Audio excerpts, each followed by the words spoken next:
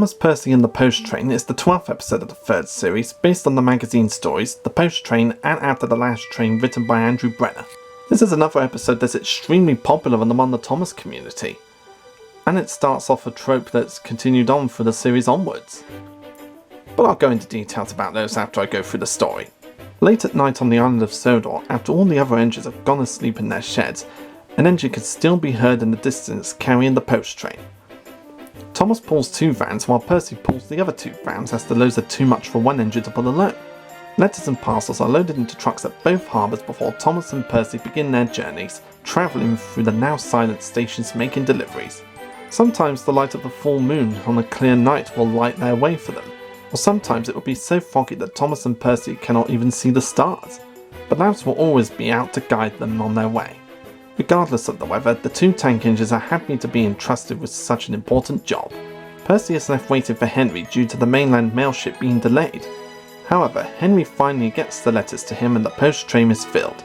Percy tries his best to make up for lost time, but he is still very late and finishes his job after the sunrise. Percy does not mind this too much, appreciating the chance to get to see the island early in the morning with no one around. But he is not alone for long, as Harold lands and teases Percy over how late he is with the post. Percy is too tired to explain to Harold what happened, and he finally arrives back at the sheds just as Duck is getting ready to head out for the day, falling asleep before he even enters his shed. Percy and his driver decide to set off earlier than usual that evening. However, at the station they find Thomas, who has some bad news. The man in charge of the post has made a complaint to the Fat Controller about Percy being so late. Although the Fat Controller understands that it was not Percy's fault, the man would not listen. The 2 decide to be extra quick that night, when Harold lands telling the 2 engines that the post train will be apparently scrapped and deliveries will be made by him instead. He boasts to the engines that air is quicker than rails before taking off. Both Thomas and Percy are indignant and proceed on their way.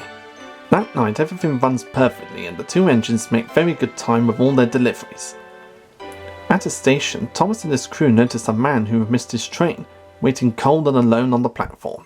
Thomas's driver offers the man a lift if he does not mind being uncomfortable, to which the man is more than happy to accept. The next day, as Percy pulls his afternoon passenger train, he spots Howard looking miserable in his airfield. Howard explains that he has been grounded due to strong wind.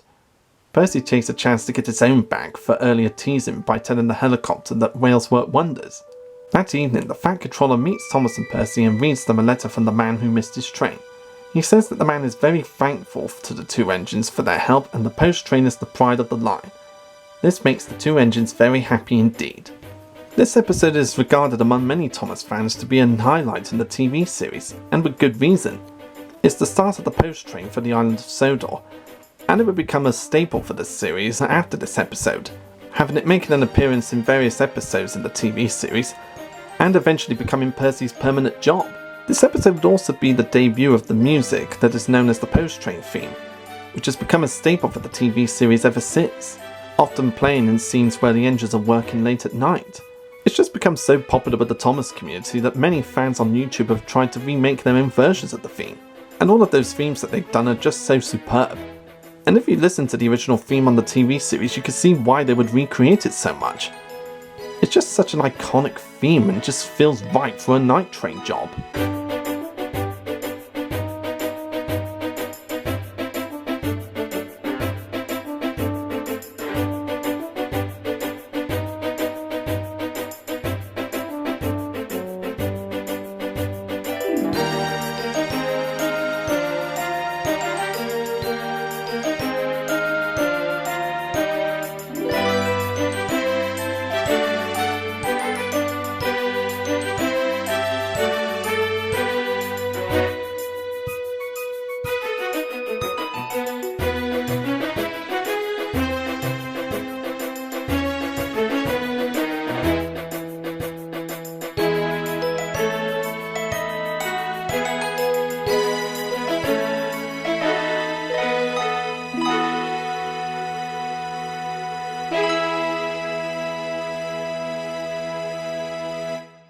You could honestly just listen to it for hours on end and be very happy to be able to hear it.